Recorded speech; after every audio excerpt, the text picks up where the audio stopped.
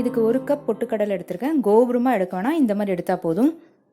அதே அளவுக்கு வெல்லம் எடுத்துக்கோங்க. இது கட்டி கட்டியாக இருக்கிறதுனால கொஞ்சம் கம்மியாக இருக்க மாதிரி இருக்குது. ரெண்டுமே ஈக்குவல் அளவு தான்.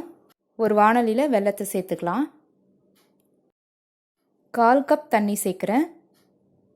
உங்களுக்கு தூசியெல்லாம் இருக்கும்னா நீங்கள் ஃபில்டர் பண்ணி எடுத்துக்கலாம். இதில் இல்லைன்றதுனால ஏலக்காவையும் சுக்கையும் தட்டி சேர்க்குறேன். நல்லா கொதித்து இந்த வெல்லம் பாகு பதத்துக்கு வரணும். இதை டெஸ்ட் பண்ணுறதுக்கு பக்கத்தில் இந்த மாதிரி ஒரு சின்ன தட்டில் தண்ணி எடுத்து வச்சுக்கோங்க. இதில் பாகை விட்டு பார்த்தீங்கன்னா கையில் எடுக்கும் போது ஃபஸ்ட்டு ஃபார்ம் ஆகணும்.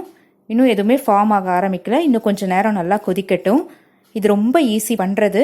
அயன் கண்டென்ட் ரொம்ப அதிகம் இந்த ஸ்நாக்கில்.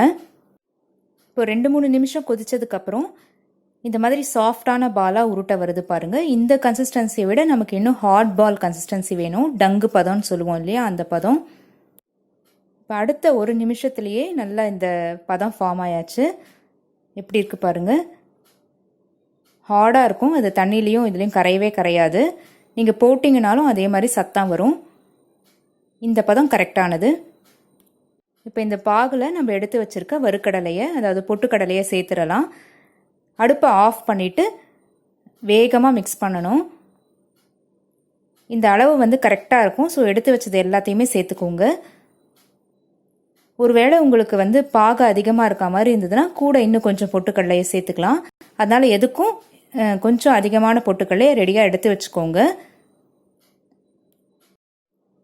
நல்லா மிக்ஸ் பண்ணிக்கலாம். வெல்லம் எல்லா இடத்துலையும் போய் சாரணும்.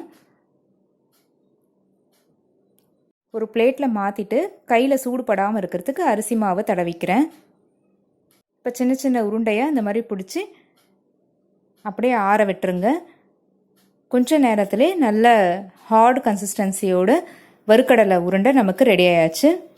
ரொம்ப அனீமிக்காக இருக்கவங்க, நீங்கள் டயபெட்டிக் பேஷண்ட்டாக இல்லாமல் இருந்தீங்கன்னா வேர்க்கடலை உருண்டை இல்லை பொட்டுக்கடலை உருண்டை, எள்ளு உருண்டை இதெல்லாம் சாப்பிட்லாம். ரொம்ப ட்ரெடிஷ்னலான இந்த ஸ்நாக் ரெசிபி பண்ணுற அப்லோடு உங்களுக்கு பிடிச்சிருந்தா ஒரு லைக் கொடுங்க. நம்ம சேனல் மைதிலிஸ் ரெட்டோ ரெசிபீஸை மறக்காமல் சப்ஸ்கிரைப் பண்ணிக்கோங்க.